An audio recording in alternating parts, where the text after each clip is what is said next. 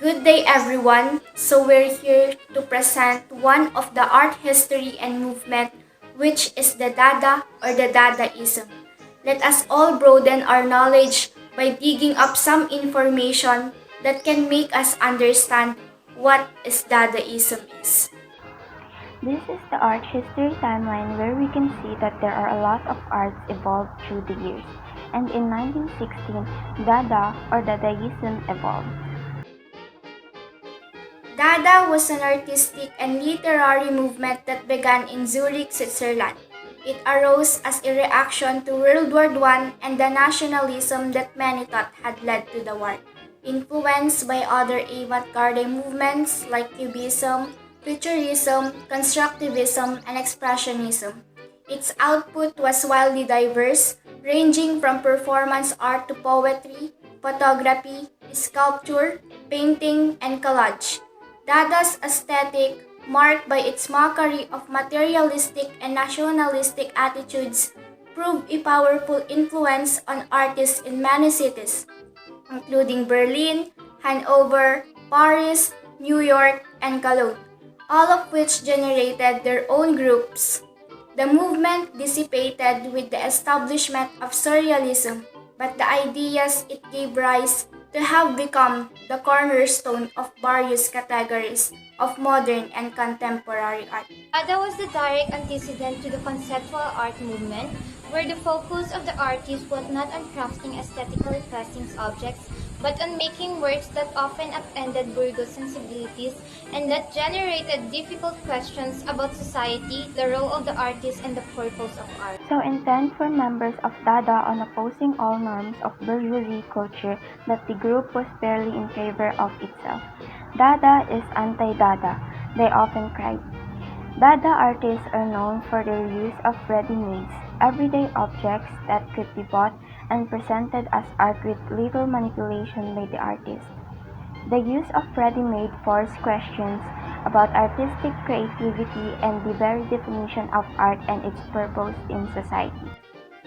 In 1916, a German writer and artist who focused his creativity and performing arts, Hugo Ball, usually the founder of Dada, opened the Cabaret Voltaire with his partner and fellow Dadaist Emmy Hemmings. Cabaret Voltaire, a performing art space that became essentially the beginnings of the Dada movement. His penchant for the performing arts did not stop him from the desire to fight for his country. Ball tried to join the military as a volunteer during World War I, but was denied due to medical reasons. Later on, Ball witnessed the invasion in Belgium. Feeling helpless and unable to do anything about the situation, he became extremely disillusioned with the war. Now considered a traitor in his country, Ball settled in Switzerland, which was considered a neutral territory. He left his country with cabaret performer Emmy Hennings. Ball would later marry this woman in 1920. It is important to know that Emmy Hennings was as involved in the art scene as Ball and an acclaimed artist in her own right. Now, this is the picture of Hugo Ball and his partner Emmy Hemmings. And before we introduce the different Dada arts, let us first introduce some of the Dada artists that influence and have a great contribution in Dada period. Francis Picabia, also known as Papa Dada, French designer, illustrator, painter, and writer.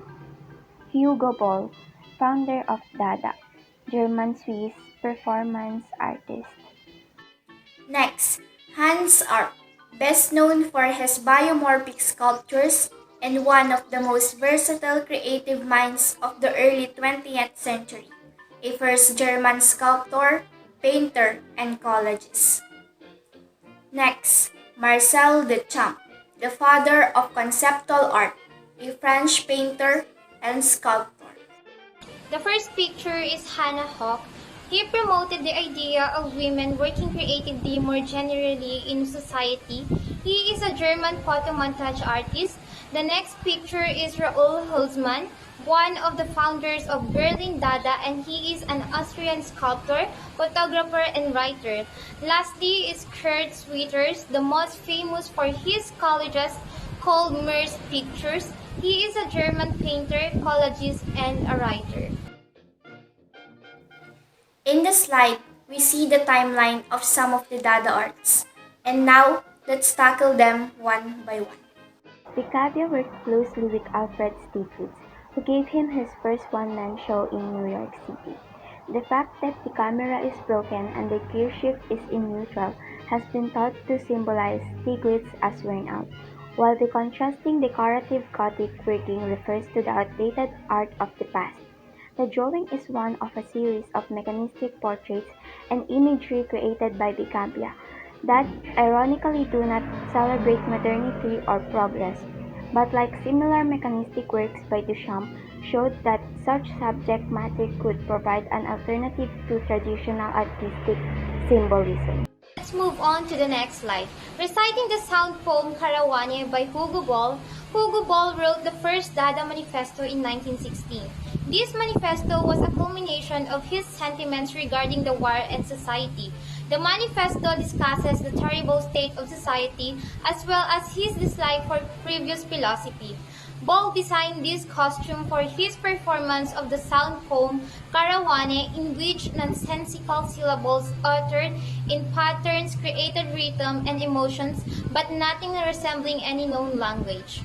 Hans Arp made a series of collages based on chance, where he would stand above a sheet of paper, dropping squares of contrasting colored paper on the larger sheet's surface, and then gluing the squares wherever they fell onto the page. In the result of arrangement could then provoke a more visceral reaction. The lack of artistic control represented in this work would also become a defining element of surrealism, as the group tried to find paths into the unconscious whereby intellectual control on creativity was undermined. The next one is Fountain by Marcel Duchamp. Marcel Duchamp was one of the most prolific artists of Dadaism, producing numerous infamous paintings, collage, and sculptures. Fountain is one of the most iconic art pieces of the 20th century, representing a major shift in the function of art in society. It is one of the earliest examples of lowbrow or ready-made sculptures, a common manufactured item that he would then sign, date, and display in a gallery, therefore declaring it a work of art. Duchamp said in his interview in 1964 he had chosen a urinal ink pot because he thought it had the least chance of being liked, although many of the time did find it aesthetically pleasing. He continued, I was drawing people's attention to the fact that art is a mirage, mean and optical illusion caused by atmospheric conditions, especially the appearance of the sheet of water in a desert on a hot road caused by refraction of light from the sky by heated air. He submitted the sculpture to Paris Salon, but it was rejected because it was not considered art. Let's tackle the next slide. LHOOQ is another famous example of a ready-made sculpture by Marcel Duchamp. It was created from inexpensive postcard of Leonardo da Vinci's Mona Lisa in 1503 to 1506, which Duchamp then drew a wax mustache and goat D onto. LHOOQ pronounced as they would be a native French speaker. It will sound as if one were saying El Ashad Al Kul, which loosely translates as she has a hat as. Duchamp managed to offend everyone while also posing questions that challenge artistic values, artistic creativity, and the overall canon. Hannah Hawk is known for her collages and photomontages composed from newspaper and magazine clippings, as well as sewing and craft designs, often pulled from publications she contributed. The title of this work refers to the decadence, corruption, and sexism of pre-war German culture. The map of Europe that identifies the countries in which women had already achieved the right to vote suggests that the newly enfranchised women of Germany would soon cut through the male beer-belly culture. Her inclusion of commercially produced design in her montages broke down distinctions between modern art and crafts, and between the public sphere and domesticity. The next one is A Mechanical Head or Spirit of Our Time by Raoul Hausmann. This assemblage represents Hausmann's disillusion with the German government and their inability to make the changes needed to create a better nation. It is an ironic sculptural illustration of Hausmann's belief that the average member of society has no more capabilities than those which chance has glued to the outside of his skull. His brain remains empty. Thus Hausmann's use of a hat maker's dummy to represent a blackhead who can only experience that which can be measured with the mechanical tools attached to its head. It includes a ruler, a tape measure, a pocket watch, a jewelry box containing a typewriter wheel, brass knobs from a camera, a leaky telescopic beaker of sort used by soldiers during the war, and an old purse. Thus, there's no ability for critical thinking. With its blank eyes, the dummy is a narrow-minded, blind automaton. This next slide is presenting the early example of assemblage in which two- and three-dimensional objects are combined. Whether the materials were string, a ticket stub, or a chess piece, Schwitters consider them to be equal with any traditional art material. Kurtz Mer's picture, which called psychological collages, he arranged found objects, usually the tree tools, in simple compositions that transformed trash into beautiful works of art. Despite spreading so fast, the movement was also quite unstable. Some of the artists migrated into other faction movements and ideas. During the 1921 to 1922 period, Dadaism eventually was dissolved into another rival factions. One such faction was Surrealism, which was pioneered by André Breton. Other factions included Socialist Realism and certain Modernism forms. By the beginning of World War II, most of the Dadaists in Europe fled into exile in the US, while some suffered the wrath of Hitler, who disliked the radical art represented by Dadaism. The movement became even less active after World War II, which saw other movements rise in place of Dada. Today, the Cabaret Voltaire is a museum in memory of the Dada history.